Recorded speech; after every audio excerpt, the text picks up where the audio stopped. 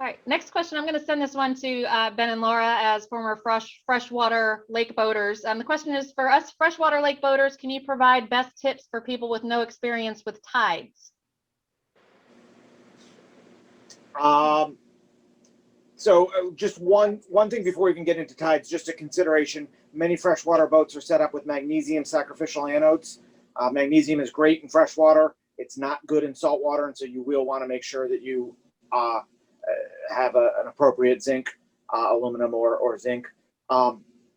With regards to tides, if you've been a freshwater boater on the Great Lakes particularly, tides are part of a whole new dynamic that you have to deal with when you get into Florida, the west coast of Florida especially, but that's the whole concept of shallow water. We came off of Lake Michigan with 20 feet in our slip and really didn't know about shallow water. We received a fairly fast and expensive indoctrination into what it means when there's less water than the props need. But tides aren't, I would say the tides are fairly, I found tides fairly straightforward to deal with. There are tide tables. They are typically quite accurate. You know, if you're between tidal stations, you need to account for that a little bit. But the other thing with tides comes currents. And in some cases, the current can be the bigger issue. Dave alluded to it at Hell's Gate in New York City. There's lots of places around the loop where you're going to deal with that and needing to manage slack tide so that you aren't fighting a tide. But also, certainly there are other areas like through Georgia where you need tidal assistance to get through some of the skinny areas if you have a deeper draft boat. One of the probably earlier things that I learned and served us quite well is to try and be traveling, especially if you're in shallow water, mid-tide rising or better.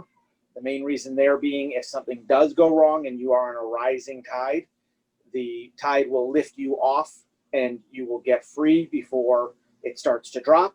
If you are traveling on a dropping tide and you find yourself hung up, it's likely to get worse from there. Can I just add, Ben drives the boat, so I end up looking at, whatever app on my phone and looking at the tide schedules just to check it. If you're doing the normal loop route and coming south from the Great Lakes, you first will experience very small tides and get used to those before you get to the East Coast where you have very big tides. And by then you will have gotten used to reading the tide tables and understanding them and dealing with 2-foot tides, and you'll be ready for the 8-foot tides and how to accommodate for that. One last thought on that. It's mostly on the East Coast of Florida that you first encounter them, particularly Fort Pierce and St. Augustine. Marinas that are just inside of an inlet in a tidal area, you want to be quite careful because the current can rip through the marina. Both of those marinas are fairly notorious for ripping tides if you don't go in and out of them at or near slack tide.